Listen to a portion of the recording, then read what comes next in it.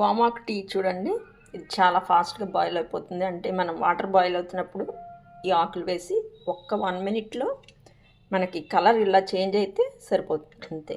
నేను కొంచెం తులసి లీవ్స్ కూడా వేసుకున్నాను. ఒక 3 మినిట్స్ వరకు ఇలా క్లోజ్ చేసి పెట్టి మనం ఈ లెమన్ పెప్పర్ జీరాతో తీసుకుంటే బాగుంటుంది. ఎందుకంటే మనకి ఇది అంత టేస్ట్ ఉండదు వామాకు టీ. ఈ రెండు యాడ్ చేస్తే టేస్ట్ బాగుంటుంది. జస్ట్ ఒక 2 మినిట్స్ క్లోజ్ చేయండి.